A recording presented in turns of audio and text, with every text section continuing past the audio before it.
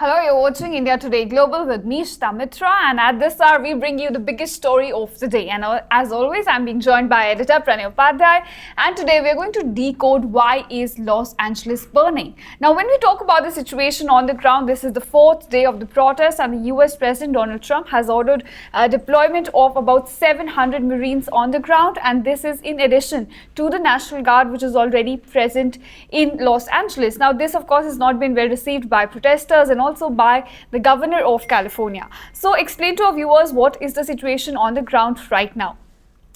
Ishita, you have given us the broad overview about the Los Angeles situation. The situation remains tense in California, and as you rightly, phrase it, that California, Los Angeles is burning. You would recall that few months ago there were California fires, yes. And California, you can say, which is the biggest state of the United States. It is the Golden State, the largest number of undocumented immigrants in United States. If they are there in any state, it's the California. Around 17% of the population is like in that of the immigrants. Those undocumented immigrants are there in California. So this is the large picture about the situation is concerned, and therefore this all started on Friday. Yes. And ICE, which is the United States Immigration and Custom Enforcement Agency, authorized for having all these raids, anti-immigrants, illegal immigrant raids and deportations. So they have carried out raids on Friday. 118 people have been arrested and detained by ICE, and that was the flashpoint. That was a trigger point, which actually started all these protests, and then protesters started coming around that detention center, which is the federal facility, and the LAPD, the Los Angeles Police Department, tried containing the situation, and subsequently there have been protests in various other parts of Los Angeles. Los Angeles is a city of around 40 million people. Okay. So it's like 4 million people.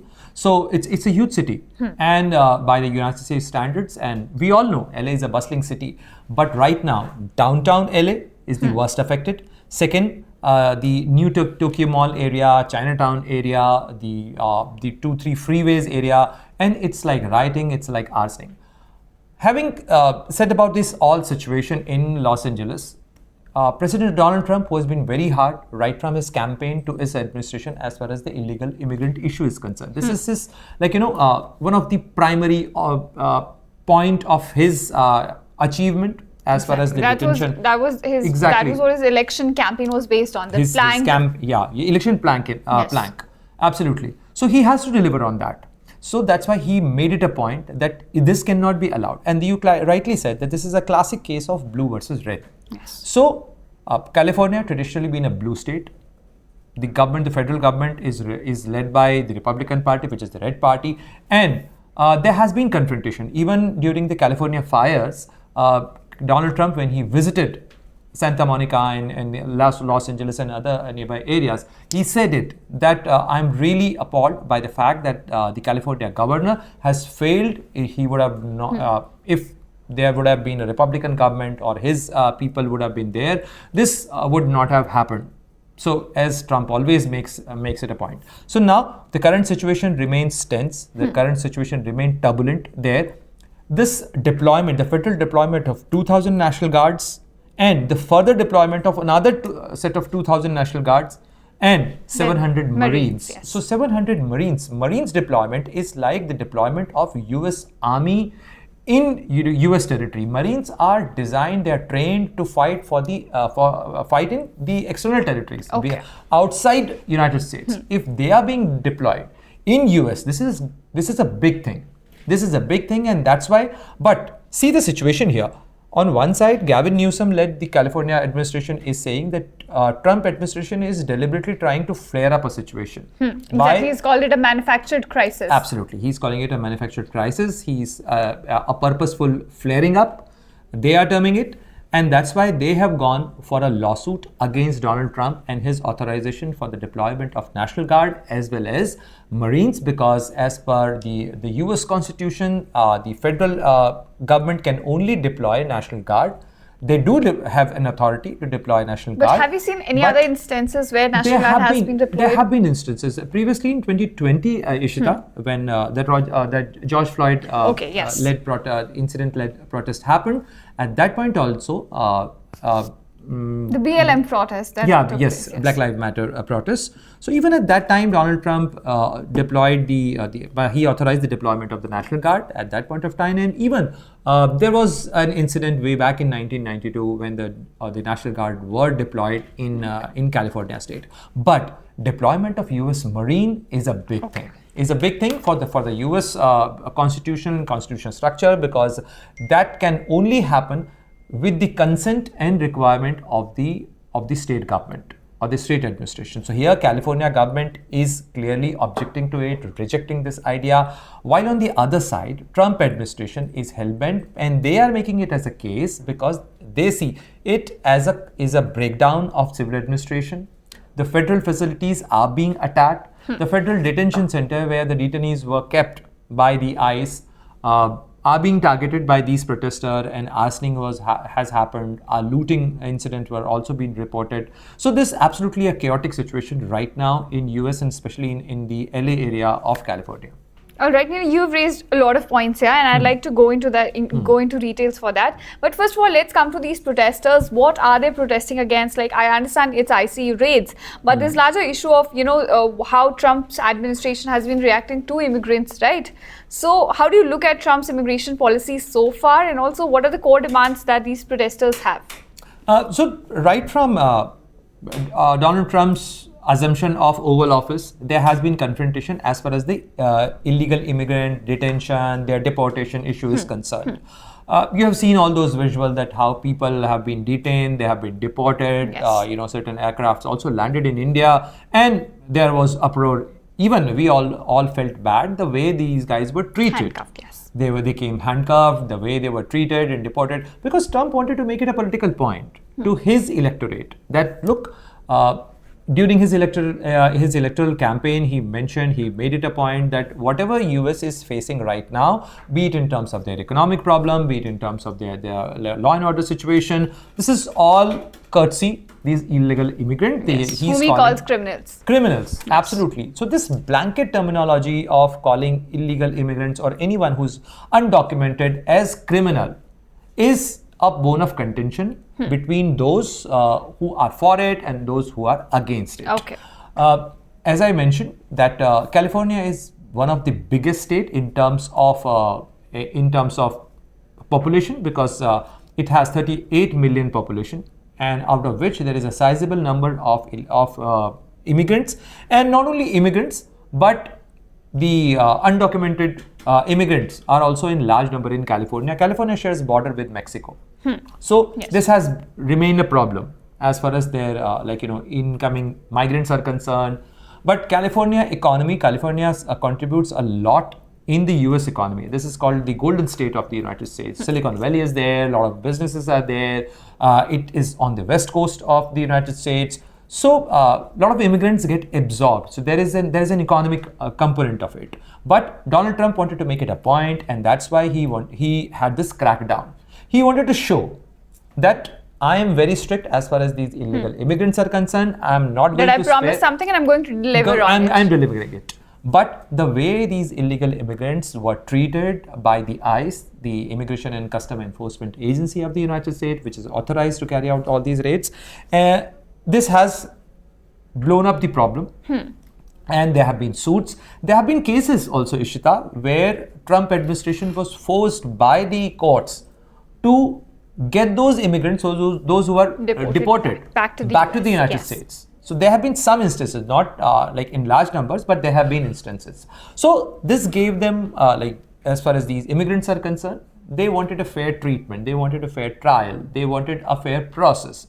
Maybe they wanted some time, and it may be a time buying tactic. This is what the Trump administration says. But what is happening in California right now is a breakdown of the civil administration as well. Because if you see, no government, to be fair to Donald Trump and his administration, he cannot let a breakdown of civil administration. The federal agencies, the protesters directly spitting and targeting Yes. the National They've Guard. been hitting the officers as well. Hitting the There's so many officers. videos There that have been come out. confrontation. So this is he's terming it as a clear abuse of the First Amendment, the right of freedom of expression. But this cannot be freedom of expression. You cannot let protesters do arsing and looting and damaging the civic properties. The civil administration is being totally not taking action. So this chaos cannot be allowed, and this is what the Trump administration is trying to make it a point. There is a political aspect to it. There is a civil aspect to it, and there is a constitutional aspect to it as well. But this is largely a very chaotic situation, and this can spread to other areas as well. The reports we are getting is, I was just checking before our live that what LAPD is saying, the Los Angeles Police Department. So this protesters are still there around. Okay. So this is already like a midnight in LA. Protesters are still not in large numbers, but in downtown area, protesters are still there. There are still instances of some confrontation, some clashes between the protesters and the National Guard there. Okay. So they are clearly targeting, they are chanting, they are waving the Mexican flags. So largely there are Latinos.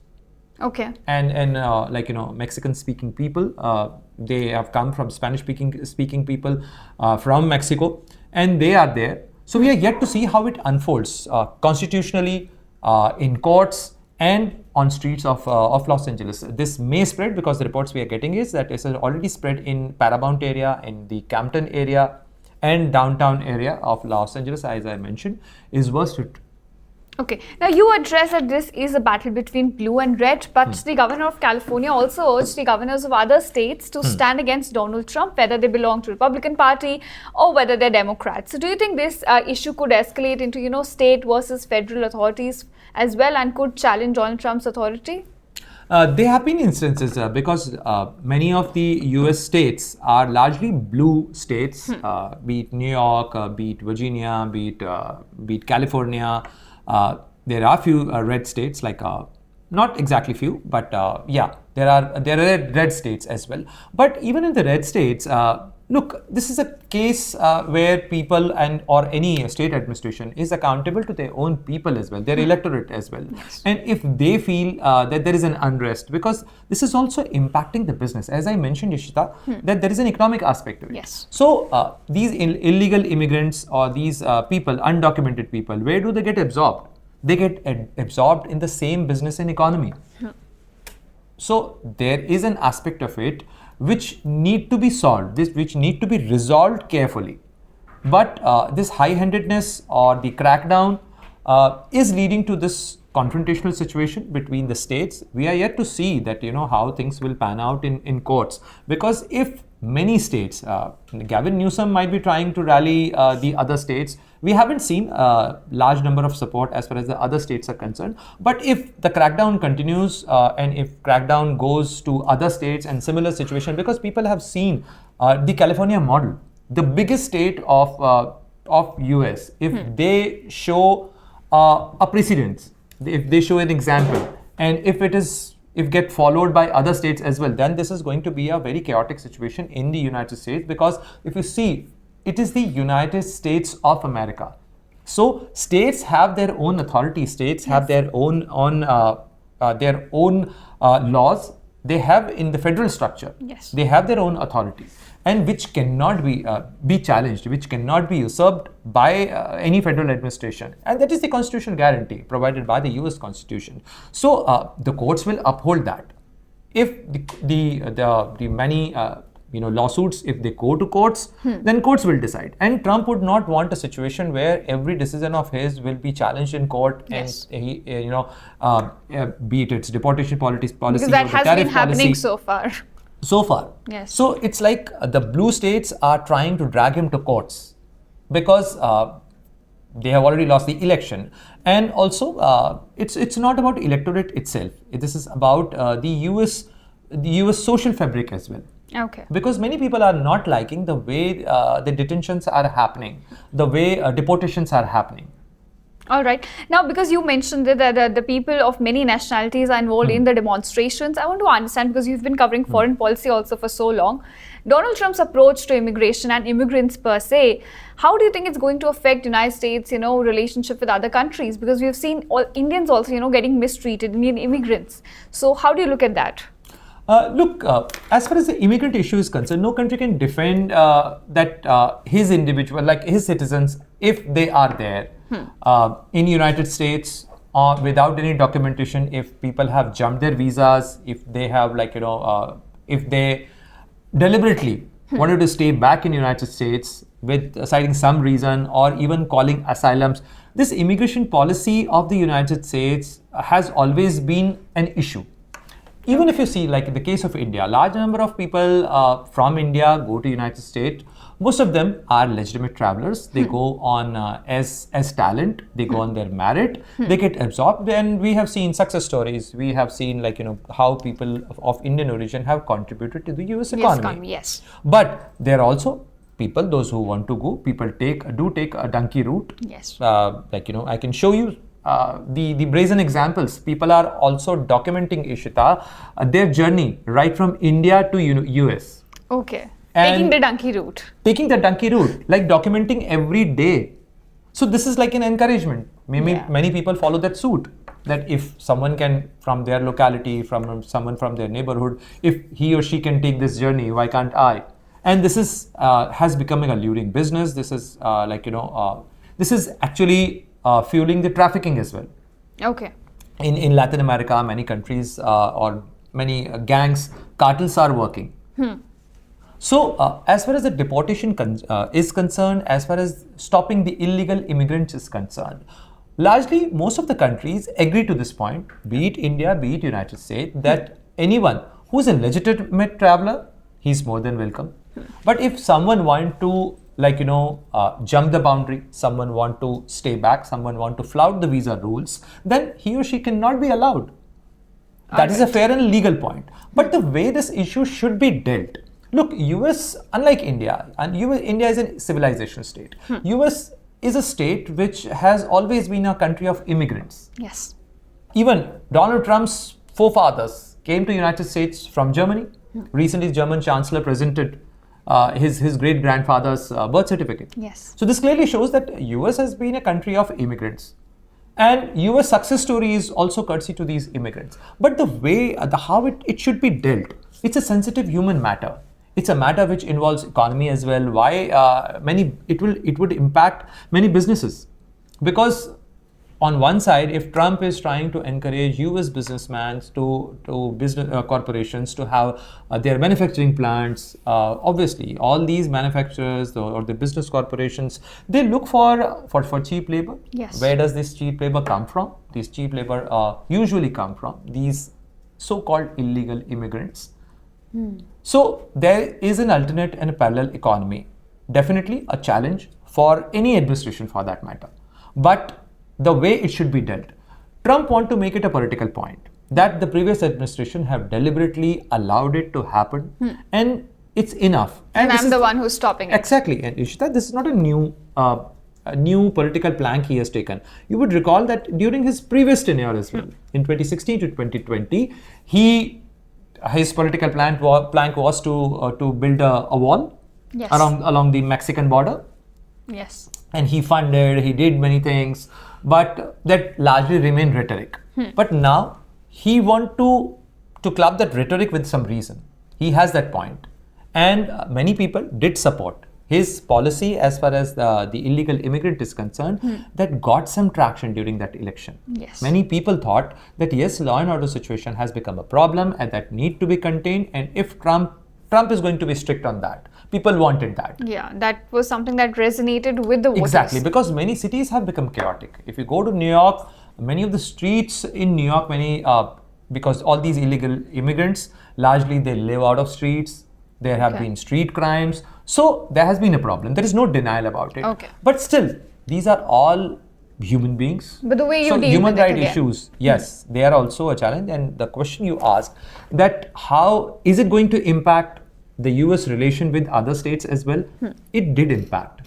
However, US being US, and there is a logical legal point in it that illegal immigrants need to be deported. And later on, Trump also made some calibration in his policy. So now, whatever people are being deported to India, now there is not a lot of halla on that issue. So batches are still coming, but through commercial routes, people are being sent to other countries. They are coming via commercial routes. So many flights did come, but people are not coming handcuffed. Yes. And we are more than willing. But yes, there are issues. Look, you can't deport someone without verifying the identity of an individual. And that's why I said that issues happened in courts as well. That's why matters went to court. And court decided that you, be it a case of mistaken identity, be it a case of wrong judgment by the ICE personals, but yes, they ended up deporting their own citizens. Yeah, like you can't take a blanket decision. Exactly. So this is what is happening. And this is what is being protested by these individuals. But these protests have gone out of proportion. The protests have turned into arsoning and looting. So that is also another aspect of it, where I think the California administration have been either too lenient, or they have given space to Donald Trump, who was like waiting for an opportunity. All right, viewers. Well, this was the crux of what's happening in Los Angeles right now. The demonstrations, where do they stand? What was the trigger point for these protests? And of course, how could they escalate if, Donald Trump continues with his policy? So thank you so much for tuning in to India Today Global. Stay tuned, where we simplify geopolitics for you.